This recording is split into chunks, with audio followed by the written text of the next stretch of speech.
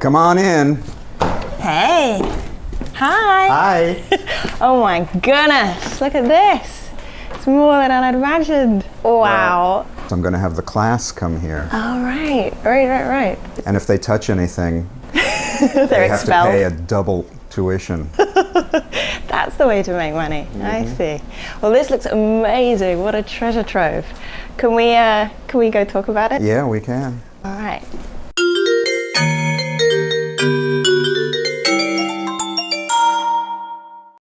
This collection I started in the mid-'70s, and I just started collecting all sorts of artifacts that related to graphic design. And since I was interested in politics for the most part, this is where I kind of focused on one hand, and I'm also interested in style.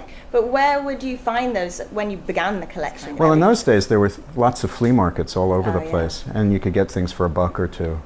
So, I became a flea market urchin, and then a flea market denizen, and then a flea market obsessive. A lot of this stuff doesn't come from flea markets. They come from galleries, they come from collectors, they come from even sordid sources. In doing some of my books, I have to find people who are willing to part with things that have some meaning to them because they have a historical meaning as artifacts for me. For my book, Iron Fists, I had to get materials from people who actually believed in some of these ideologies that I was writing about. That's tough. How do you approach something like that? I actually let them know that I'm a Jewish kid from New York who's writing a book, and I mean, if they ask, they ask. If they don't ask, I don't tell. You don't just do this to pick up stuff. This is how things were branded. This is how things were packaged in the 1930s and early 1940s. And so for me, it's archaeology.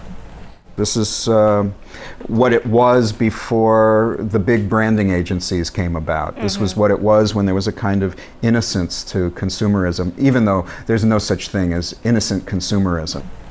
This is kind of a potpourri of craziness here. No, there is no reason, either aesthetically or compositionally, for the way they're hanging out, except that they fit. Well, it seems to me a very beautiful aesthetic arrangement. Well, there is, but then you have Ronald Reagan sitting in front of this lounging man, this very stylish guy. But I remember that was a birthday present I bought for myself too, and I was so thrilled when I found it. If you're going to do this, it's like take your shovel and go dig in the field, and you might come up with an Indian arrow, or you might come up with the city of Troy. Or a pair of underpants. A pair of underpants, and that to me is, I thought you'd glom onto that immediately. It does, he's sexy, he has a nice bulge, and it has an elastic insert. A lot of these things you can talk about and look at without the same kind of pretension that you might if you were in the Metropolitan Museum and you were looking at art. And this is no different in some ways and quite different in others. I mean, there was no muse that went to the creator of this and said, we need a torso for underwear. It was a client. But at the same time, when you look at it in the context of all the things that were done this way, you start seeing it as a different kind of art form. And in a sense, it's no different from, Roman sculpture, which was kind of commercial art.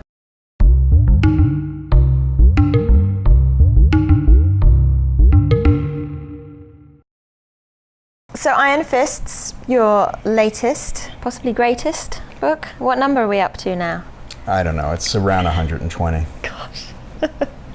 Well, it looks fantastic. It's beautifully produced, gorgeous design, incredible book. What's it all about? Iron Fists is such a wonderful word, and it's about authority and authoritarianism, and in this case, totalitarianism. It's subtitled Branding the 20th Century Totalitarian State, and it's about how images are used, logos, trade characters, all sorts of commercial tools are used to brand heinous ideologies. And how did you organize the material?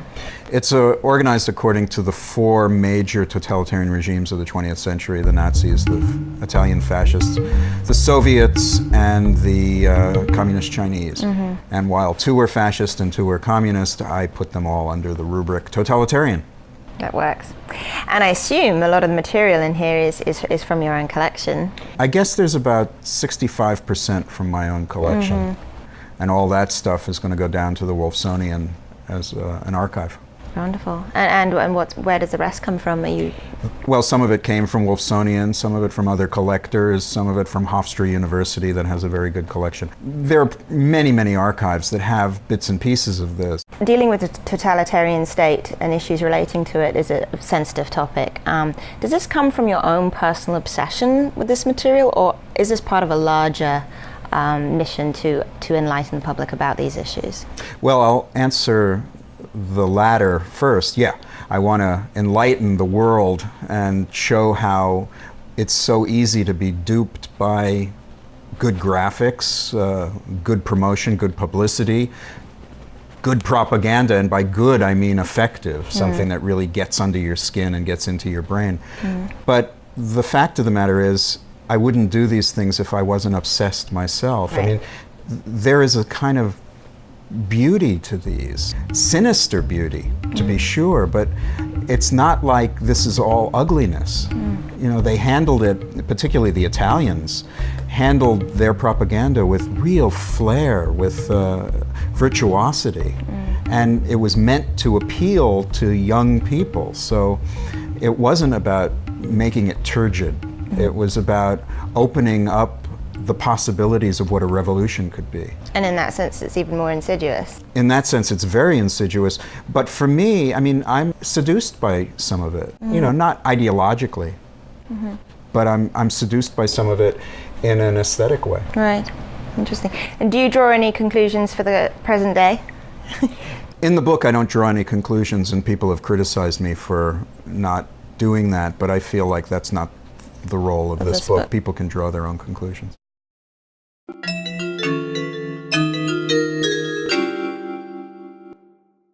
So Steve, this you mentioned is your about 121st book. You're also the editor of numerous online and print publications. You co-chair an MFA program at the School of Visual Arts and initiate many others. You're on the board of seemingly every conference to do with design, illustration, and the graphic arts in the universe, as well as many other roles I'm sure I'm not even aware of. So the big question is, how do you do all this? Well, the how is easy, you just do it. How would you explain why you actually do so much work? Is there an inner drive? When you question your own worth, you have to do something to feel worthy.